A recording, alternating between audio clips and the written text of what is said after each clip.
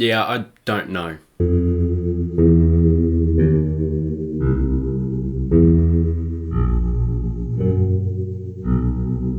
What's going on, everyone, and welcome to my review of Poor Things, Yorgos Lanthimos' most recent film starring Emma Stone, Mark Ruffalo, Willem Dafoe and Rami Youssef. And this film is about Bella Baxter, who is a woman that has been brought back to life by an unorthodox scientist. And she goes and basically experiences the world with no understanding of the real world. I don't know how to describe this film. So I haven't seen all of Yorgos Lanthimos' films. I've actually only seen two, Poor Things and The Killing of a Sacred Deer.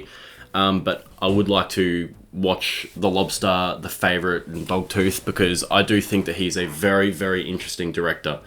And Poor Things just keeps that up. He's very interesting. This is ridiculous. And that's the thing, ridiculous can be good or bad because, honest to God, visually, this film is insanely brilliant. It is so good. Everything is on sets. There's something about the kind of aggressive, like how aggressively artificial it is, that is just spectacular. You look at this film and you're just like, wow, how do they do that? Like, it's all on sets, obviously. Everything's got a cartoonish look, but it's also like a real look. It's like a cartoonish, it looks cartoonish, but you can also tell where the locations are. You're like, yeah, okay, that's very definitely, like, you know, Lisbon, that's very definitely Paris. You can tell that, but it's not in a real reality, basically. It's a very fantastical and whimsical imagining of our world. And there's a sort of thing, because she's brought back to life, she kind of starts with nothing. I'm not going to go too in-depth here, but as she's like younger, basically, she's seeing the world differently. For example, the first portion of the film, when she's at basically her youngest, the film is in black and white, kind of showing that the brain hasn't developed to see in color yet. And a lot of it is like, you know, wide fisheye lens, which starts off like that, which is kind of like, you know, just kind of slowly developing eyes. It really makes you feel like you're experiencing someone discovering the world, and as the film goes on, it becomes to be in colour, and everything becomes a lot more clearer, and the film is just brilliant to look at. And I really love how Yorgos Lanthimos paid that much attention to showing someone growing up, and kind of like, you know, how they'll see the world differently as younger as they would when they're older. I also think this film was really unbelievably hilarious. I wasn't expecting it to be at all, but I laughed probably a good 10 times. I literally out loud laughed. And a lot of those laughs come from Mark Ruffalo because he is, while I wouldn't say the standout in the film, he is definitely where all the comedy comes from. And he just says so many things that are so funny. He's got such a pomposity about him that is so insecure at the same time. And the way those two clash and the way his character develops throughout the film is unbelievably hilarious. The musical score for the film is really strange. Like, really, really strange, but it is perfect for it. It is absolutely just astonishingly good.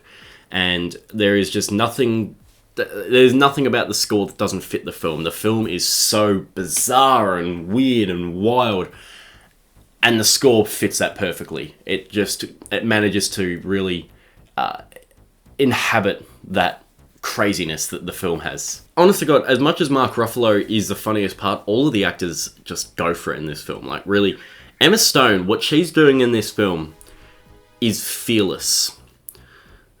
Whether it all works or not, it is fearless. It is incredible. I've never seen an actor do something like this before, and it is just fucking nuts. But for me, where the real heart of the film is, and this is kind of a problem with it actually, is in the character of Godwin Baxter, played by Willem Dafoe. He's definitely a side character, and he's not in it that much. But his story for me was the most compelling.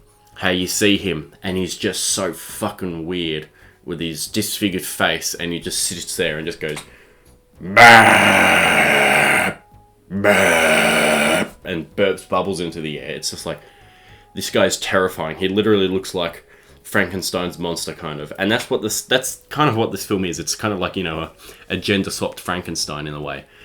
But his character and the initial judgments that you make of him compared to how you view him at the end of the film, for me, is the emotional hook of the film. It was so well done, and I love Willem Dafoe, and he's great at playing this character, and I really, really appreciated his character, and that was where the film really stuck with me the most, was in his character. And that kind of leads me into my negatives, because while this film is spectacular, I'm less invested as the story with Bella Baxter and Duncan Wedderburn went on. I became less invested in that and more invested in Willem Dafoe. And seriously, it's like, 80% of the film, 85% of the film is all Bella Baxter's, and, that little part is for Willem Dafoe. And I found Willem Dafoe to be more interesting. I found Godwin Baxter to be just a spectacular character. I started to lose interest in Bella Baxter's story. And that's because it becomes very, very repetitive in the second half of the film. I would, honest to God, say the first half of this film is like 5 stars. Easy. It's just so wacky and so weird and so creative and entertaining and imaginative and just brilliant that once you get into her kind of discovering parts of her body and pleasurable things, it becomes a hell of a lot less interesting and very repetitive. Seriously, I can only watch Emma Stone do things for so long. And that's the thing, once this film became like discussing prostitution and hookers, it became a hell of a lot less interesting to me because it just became annoying. This film is surprisingly pro-prostitution, which... No. Like, they're trying to make out as though everything, it's not this horrible, corrupt industry that ruins people's lives. No, it's a wonderful way for women to express themselves. No, not at all. Maybe that's not what Yorgos Lanthimos was going for, but I seriously think it was what he was going for, and it was really weird. And it didn't work, and it got repetitive and boring. And I don't think that is a very deep exploration of liberation. That's a very shallow exploration of it.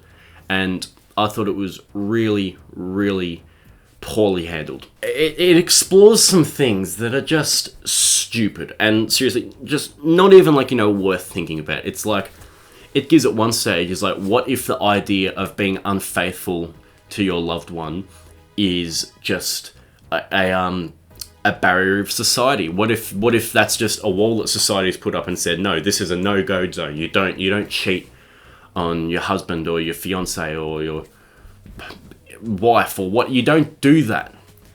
And this film tries to say, well, why not? Why not?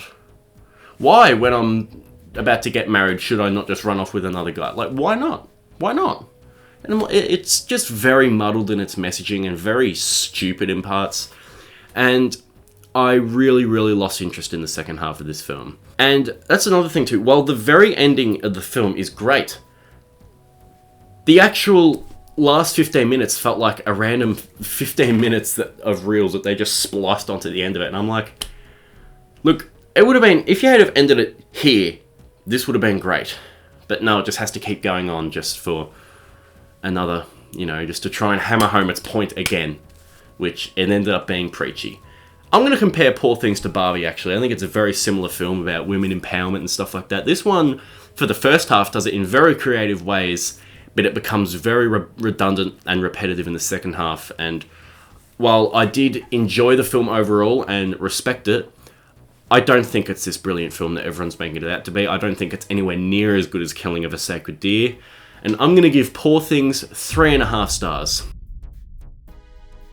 Guys, thanks for watching my review of Poor Things. If you have seen this film, let me know what you think of it. This is my first 2024 new release film, and that's the thing. This year, I'm doing films that were released in Australia.